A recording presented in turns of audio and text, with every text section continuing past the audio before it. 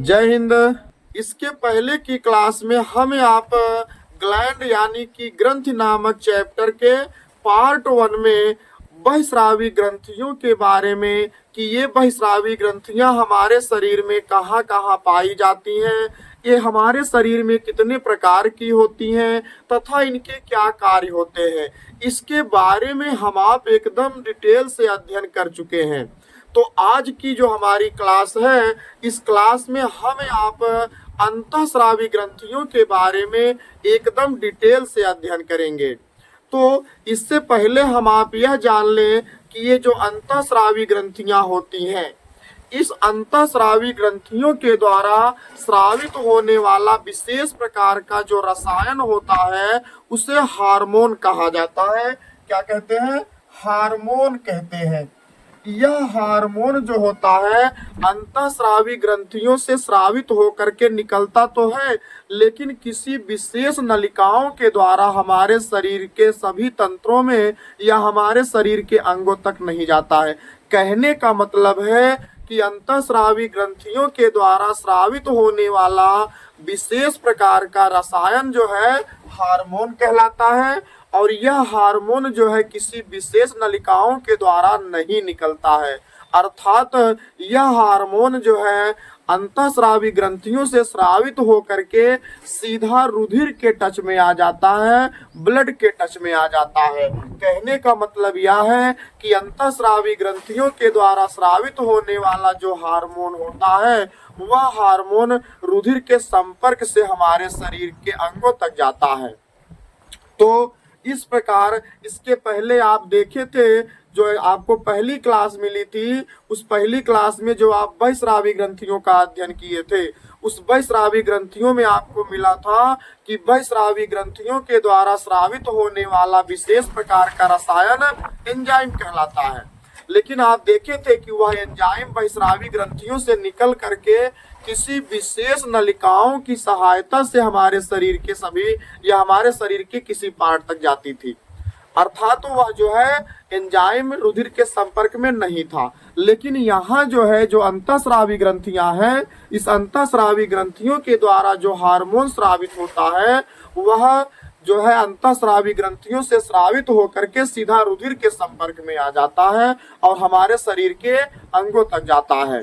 तो इस प्रकार वह ग्रंथि मानव शरीर में पाई जाने वाली ऐसी ग्रंथियां जो हार्मोन नामक तरल पदार्थ को स्रावित करती हैं, यानी कि हार्मोन नामक रसायन को स्रावित करती हैं, अंतःस्रावी ग्रंथि कहलाती हैं। तो ये अंतःस्रावी ग्रंथियां हमारे शरीर में जो है कई प्रकार की पाई जाती हैं, कई तरह से पाई जाती हैं, और सभी अंतःस्रावी ग्रंथियों के अपने अलग अलग कार्य होते हैं। तो चलिए हम जो है अंतःस्रावी ग्रंथियों के बारे में एकदम से डिटेल से अध्ययन करते हैं। तो देखिए यहाँ पर जो है पहली अंतःस्रावी ग्रंथि मिली है हाइपोथैलेमस। यह हाइपोथैलेमस जो है हमारे आपके शरीर में नर्व नामक हार्मोन को स्रावित करता है। इसी नर्व नामक हार्मोन के द्वारा जो है हम आपको भूख, प्यास, निद्रा, घृणा, सर्दी, गर्मी, इन सब का एहसास होता है आदि, इन सब का जो है एहसास होता है। कहने का मतलब है कि हाइपोथैलेमस नामक ग्रंथियों के द्वारा स्रावित होने वाला जो विशेष प्रकार का हार्मोन होता है उसे नर्व हार्मोन कहा जाता है, और इसी नर्व हार्मोन के कारण ही हमें आपको जो है भूख, प्यास, निद्रा, घृणा, सर्दी, गर्मी आदि जो है आदि गतिविधियों का पता चलता है। आगे देखिए दूसरा है पीनियल ग्लैंड। यह पीनियल ग्लैंड जो होती है हमारे आपके ये जो आंख है, इस आंख के दोनों आंख के बीच में, यहाँ जहां पर आप शंकर भगवान की तीसरी आंख देखते हैं, इसलिए इसको जो है थर्ड आई भी कहा जाता है। तो यहाँ पर जो है दोनों आंख के बीच में यहाँ पर जो है पाई जाने वाली जो अंतःस्रावी ग्रंथि होती है उसको पीनियल ग्लैंड कहते हैं। यह पीनियल ग्लैंड जो है दो तरह के हार्मोन, एक जो है मेलाटोनिन और एक जो है सीरोटोनिन हार्मोन को स्रावित करती है। इसी मेलाटोनिन हार्मोन के द्वारा जो है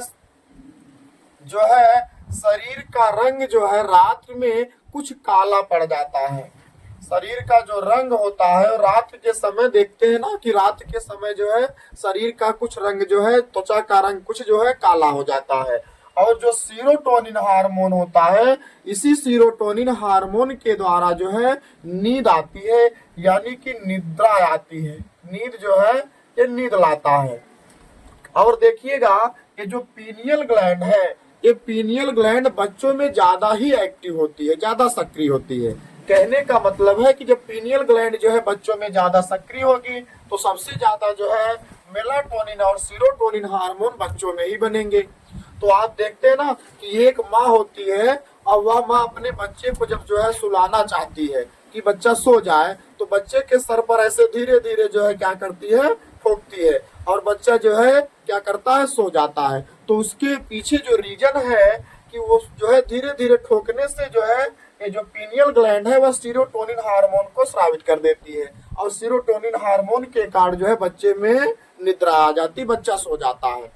और देखेंगे त्वचा का रंग जो है इसी मेलाटोनिन के कारण जो है काला पड़ जाता है। रात के समय जो है देखेंगे कुछ विशेष काला हो जाता है।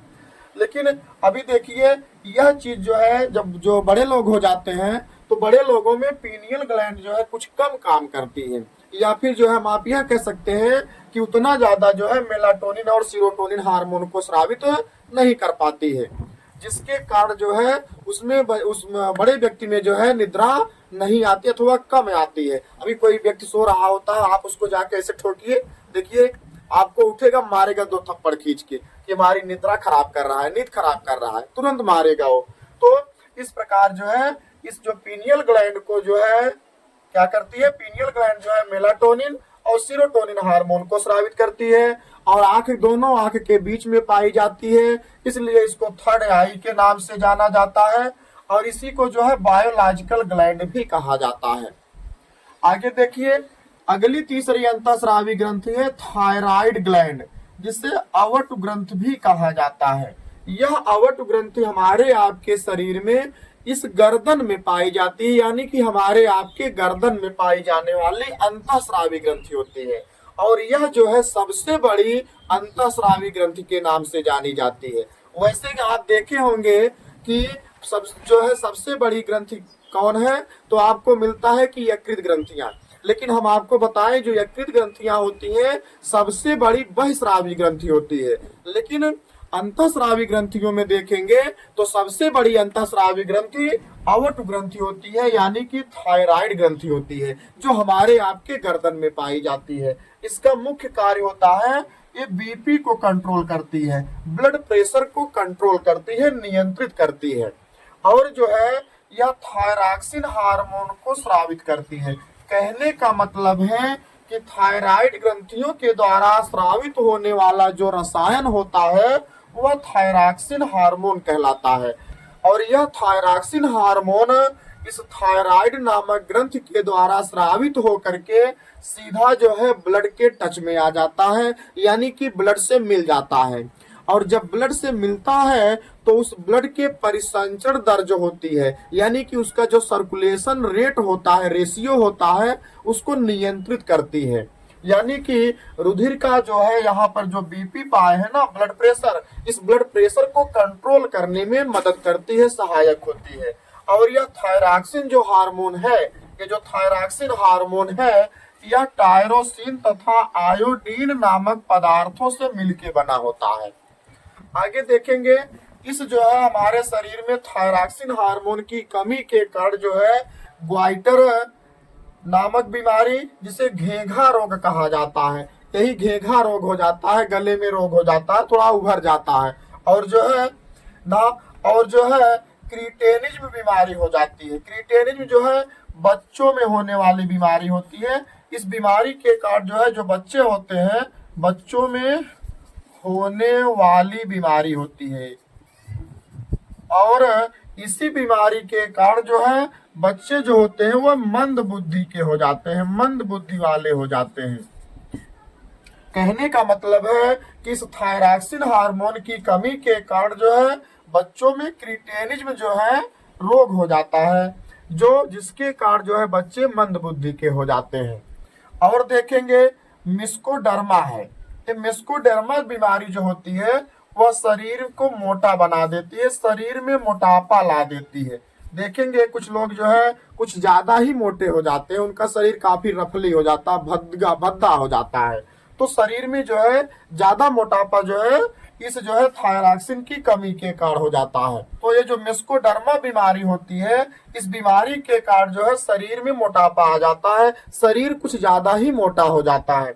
एक चीज आप और यह जान लीजिए कि चाहे जो ग्रंथि हो, चाहे बहिस्रावी ग्रंथि हो, चाहे अंतःस्रावी ग्रंथि हो, चाहे मिश्रित ग्रंथि हो, किसी भी ग्रंथि के द्वारा स्रावित होने वाला जो विशेष प्रकार का एंजाइम है या फिर हार्मोन्स है, कोई भी चाहे एंजाइम हो चाहे हार्मोन हो, इस हार्मोन अथवा एंजाइम की जो मात्रा है हमारे शरीर में जब जो है अधिक होगी तब भी बीमारी उत्पन्न होती है, और जो है इसकी मात्रा अगर कम होगी तब भी जो है बीमारी उत्पन्न होती है।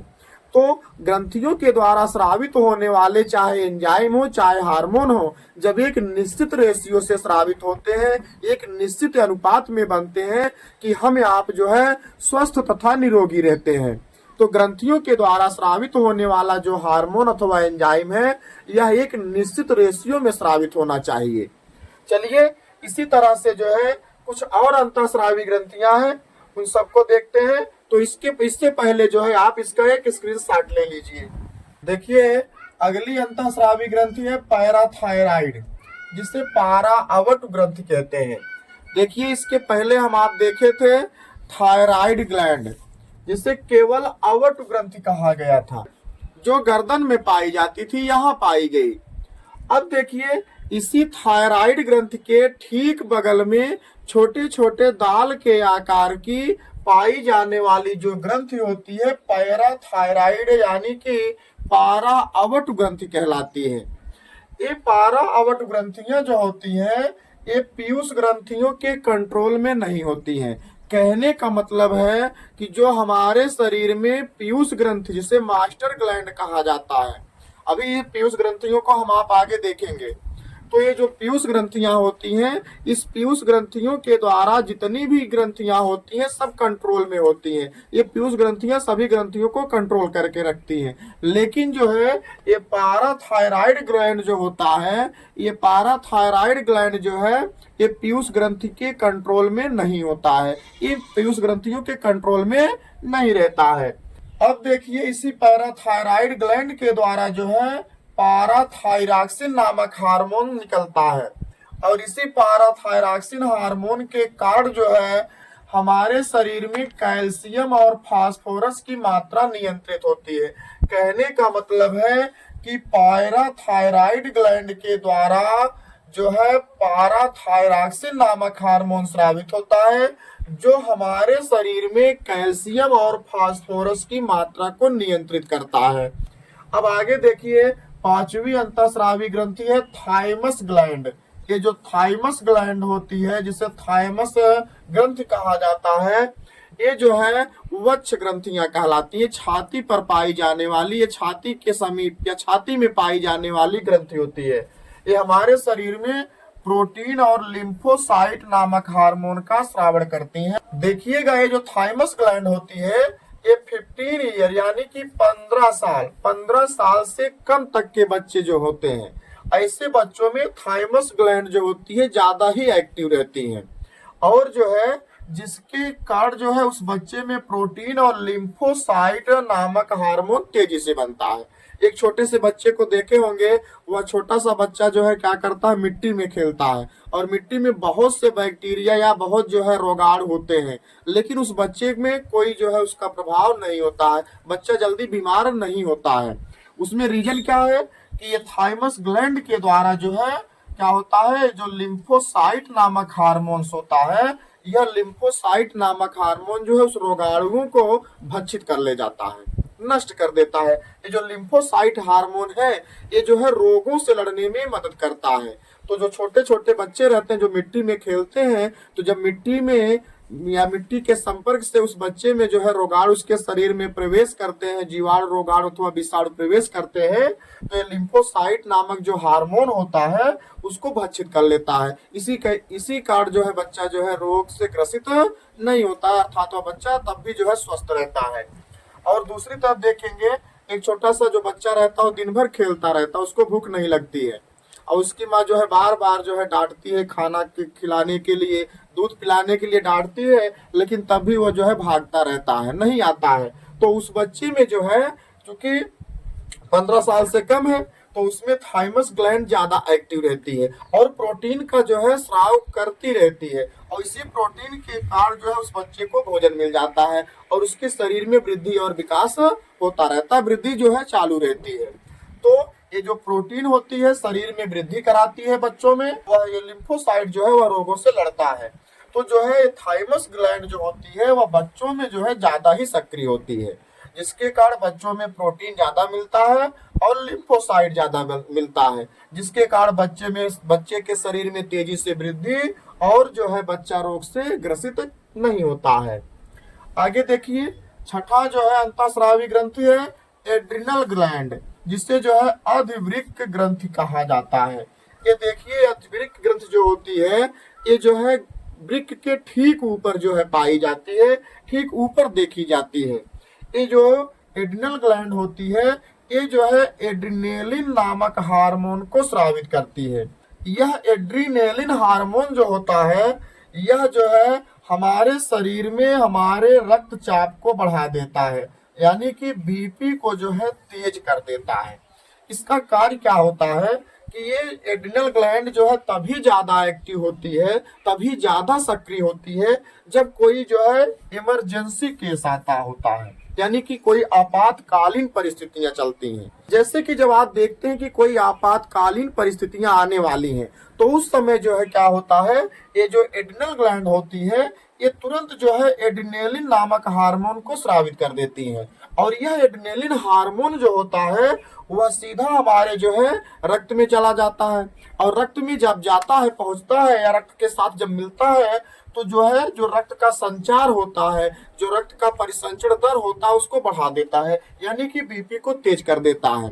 और जब बीपी को तेज करता है तो उस समय जो है हमारे शरीर में एक ऐसी सिचुएशन बनती है कि उन आपातकालीन परिस्थिति से कैसे तुरंत बच ले, तुरंत जो है अचानक जो है उससे बचा जा सके।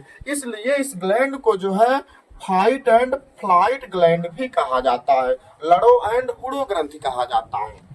देखते हैं ना कि बहुत सी ऐसी केस आती है, जैसे आप रास्ते में अचानक जा रहे होते हैं, अचानक से कोई सर पे आ जाता है।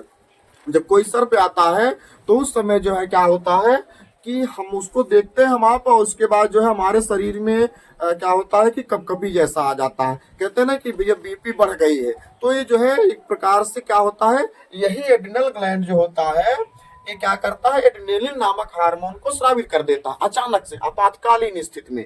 तो ऐसे में जो है बीपी बढ़ जाती है, तो उसको देख करके जो है बीपी बढ़ जाती है, तो उससे हम जो है सोचते हैं हम आप कि किस तरह से इसको हमें जो है, उससे हम आप सोचते हैं कि किस तरह से हम आप इससे बचें तुरंत और यहाँ से निकल लें। तो इसलिए इस ग्रंथि को जो है फाइट एंड फ्लाइट ग्लैंड कहा जाता है।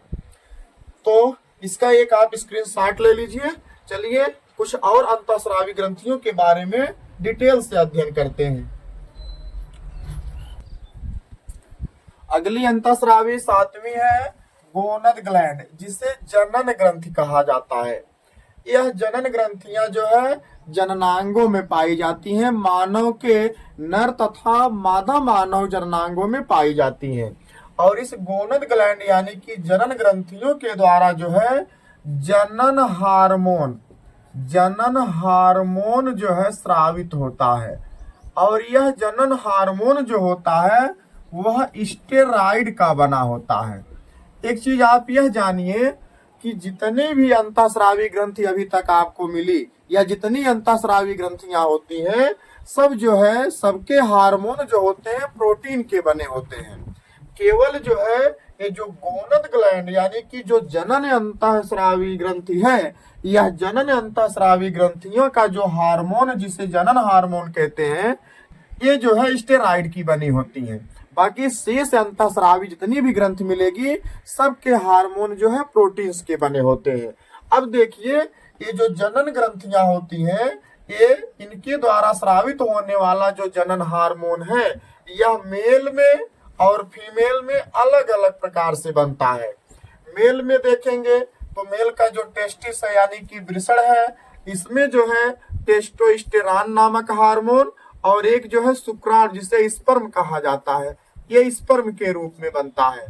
ये जो टेस्टोस्टेरॉन नामक हार्मोन होता है मेल में यह जो है मेल के जनन अंगों को जो है एक्साइट करता है, उत्तेजित अवस्था में लाता है और स्पर्म का फॉर्मेशन जो है इसी जनन हार्मोन के द्वारा मेल के इसी जनन हार्मोन के द्वारा स्पर्म का भी फॉर्मेशन होता है जो क्या करता है भ्रूण के निर्माण में या जो है ओवम के साथ जो है कॉन्जुगेशन की क्रिया और फर्टिलाइजेशन की क्रिया में एम्ब्रियो का फॉर्मेशन करता है।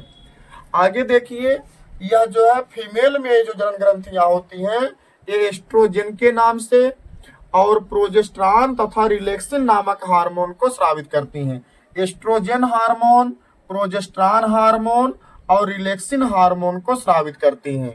ये जो एस्ट्रोजन हार्मोन होता है ये महिला में जो है क्या करता है ओवम का फॉर्मेशन कराता है जिसे अंडाणु कहा जाता है।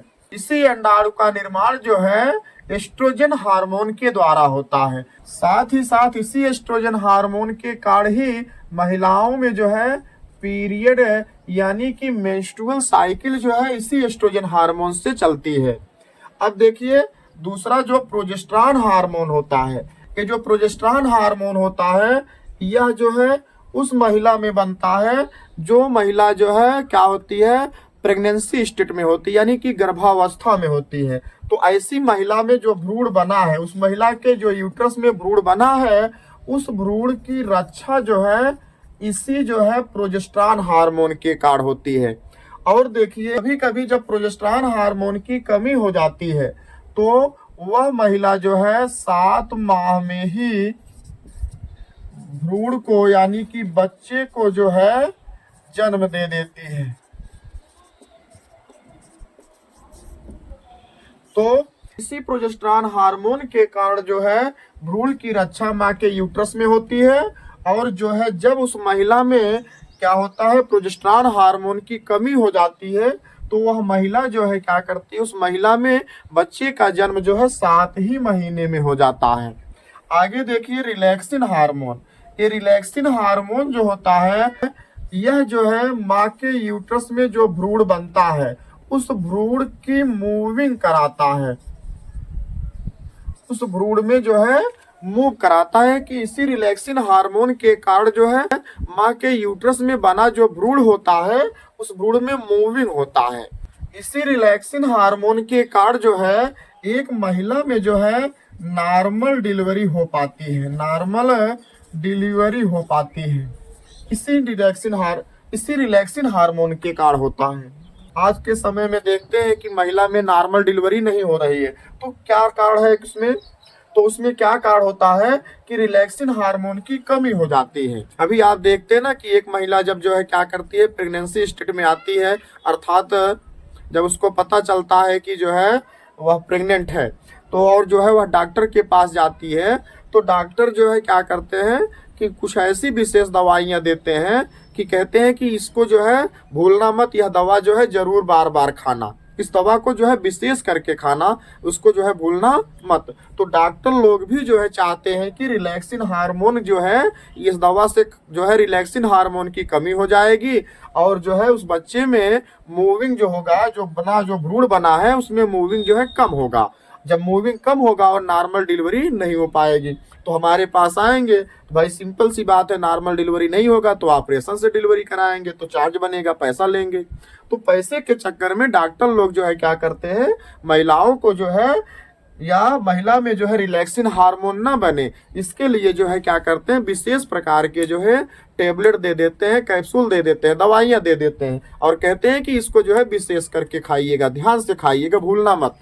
तो आज जो है जितना केस लगभग मिल रहा है सबसे ज्यादा केस जो है ये जो है रिलैक्सिन हार्मोन की कमी से मिल रहा है जिसके कारण जो है ऑपरेशन द्वारा डिलीवरी हो रही है। तो ये जनन ग्रंथियां हो गई। इसके अतिरिक्त एक हमारी अन्य ग्रंथि जिसे पीयूष ग्रंथि कहा जाता है। अब उस पीयूष ग्रंथि को देखते हैं, तो इसका एक आप स्क्रीनशॉट ले लीजिए। तब चलते हैं अगली अंतःस्रावी ग्रंथि पीयूष ग्रंथि को देखते हैं। इसे मास्टर ग्लैंड कहा जाता है। देखिए अगली अंतःस्रावी ग्रंथि है पिट्यूटरी ग्लैंड, जिसे पीयूष ग्रंथि कहा जाता है। ये पिट्यूटरी ग्लैंड जो है हमारे आपके मस्तिष्क यानी कि जो ब्रेन का बेस होता है, आधार तल, मस्तिष्क के आधार तल पर पाई जाने वाली 0.6 ग्राम की जो है सबसे छोटी ग्रंथि होती है।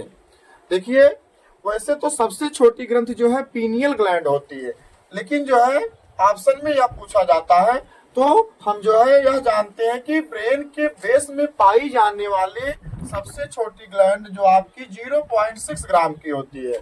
और जो है यह पिट्यूटरी ग्लैंड जो है क्या करती है, हमारी पूरी बॉडी को, हमारे पूरे शरीर को जो है कंट्रोल में रखती है। पूरे शरीर का नियंत्रण जो होता है इस पीयूष ग्रंथियों के द्वारा ही हो पाता है। इसलिए इस पीयूष ग्रंथि को जो है मास्टर ग्लैंड कहा जाता है, मास्टर ग्रंथि कहा जाता है। और इस जो है पीयूष ग्रंथियों के द्वारा जो है स्रावित होने वाले जो हार्मोन होते हैं, इसमें जो है TSH जिसे थायराइड स्टिमुलेटेड हार्मोन कहा जाता है। ये थायराइड स्टिमुलेटेड हार्मोन जो होता है ये पीयूष ग्रंथियों से निकल करके सीधा जो है यहाँ गर्दन में पाई जाने वाली जो ग्रंथि अभी आप पढ़े हैं जिसे थायराइड ग्लैंड कहा जाता है, इस थायराइड ग्लैंड को प्रेरित करती है, उत्तेजित करती है। किसके लिए? ताकि थायराइड ग्लैंड जो है वह थायरॉक्सिन नामक हार्मोन को स्रावित कर सके। तो थायरॉक्सिन हार्मोन को स्रावित करने के लिए जो है पीयूष ग्रंथियों के द्वारा TSH हार्मोन स्रावित किया जाता है। कहने का मतलब है कि TSH हार्मोन जो होता है पीयूष ग्रंथियों से स्रावित होकर के गर्दन में पाई जाने वाली थायराइड ग्रंथि तक जाता है और थायराइड ग्लैंड को जो है उत्तेजित कर देता है, एक्साइट कर देता है, थायराइड ग्लैंड को एक्साइट कर देता है, जिसके कारण जो है थायराइड ग्लैंड जो है थायरॉक्सिन नामक हार्मोन को स्रावित करती है। और अभी आप पढ़े हैं कि थायरॉक्सिन हार्मोन जो होता है वह आयोडीन और जो है टायरोसिन नामक पदार्थ से मिलकर के बना होता है, जिसकी कमी से जो है मनुष्य में घेघा रोग और अधिकतम मोटापा रोग और जो है बच्चों में क्या होता है, बच्चे मंदबुद्धि के हो जाते हैं। तो ये जो है थायराइड ग्लैंड को जो है क्या करता है, उत्तेजित करके थायरॉक्सिन नामक हार्मोन को स्रावित कराता है। दूसरा है STH हार्मोन, जिसे जो है सेमेटोट्रॉपिक हार्मोन कहा जाता है। यह जो सेमेटोट्रॉपिक हार्मोन है यह हमारे शरीर की वृद्धि नियंत्रण में सहायक होता है, वृद्धि नियंत्रण का कार्य करता है। जिस व्यक्तियों में इस STH हार्मोन यानी कि सेमेटोट्रॉपिक हार्मोन की मात्रा ज्यादा बनती है या ज्यादा होती है, ऐसे व्यक्तियों में जन्म से ही एक विशेष प्रकार का रोग हो जाता है जिसे जाइंटिनिज्म रोग कहा जाता है। जाइंटिनिज्म रोग कहते हैं, ये जो है जाइंटिनिज्म रोग है। तो इस जाइंटिनिज्म वाले जो व्यक्ति होते हैं ऐसे व्यक्तियों का शरीर जो है भीमकाय हो जाता है। भीमकाय का मतलब है शरीर लंबाई में वृद्धि कर जाती है या लंबाई में ज्यादा हो जाती है और शरीर का आकार बढ़ जाता है, जिसे जाइंटिनिज्म कहा जाता है। अब तीसरा देखिए LTH हार्मोन, जिसे लैक्टोजेनिक हार्मोन कहा जाता है।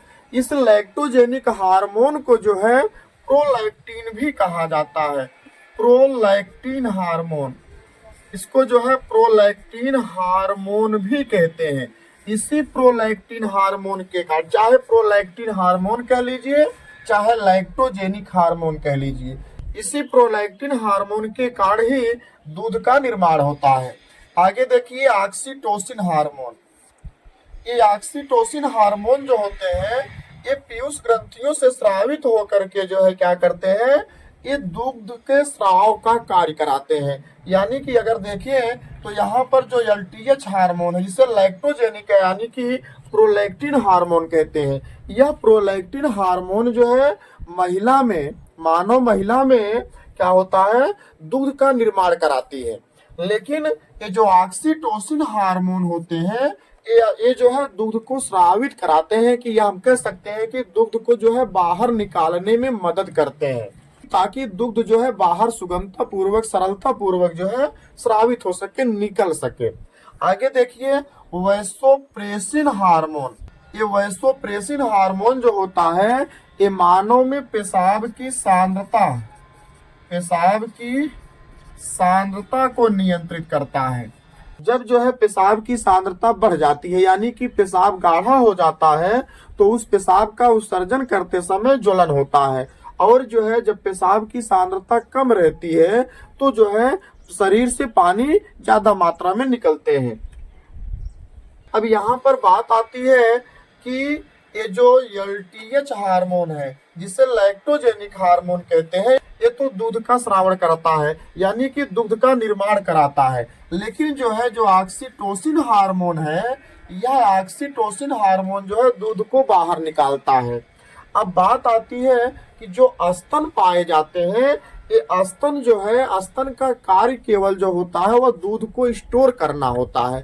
तो जो दूध का निर्माण है वह एलटीएच हार्मोन के द्वारा होता है, और जो है दूध को बाहर निकालने का कार्य ऑक्सीटोसिन करता है, और स्तन जो होता है वह दूध को स्टोर करता है।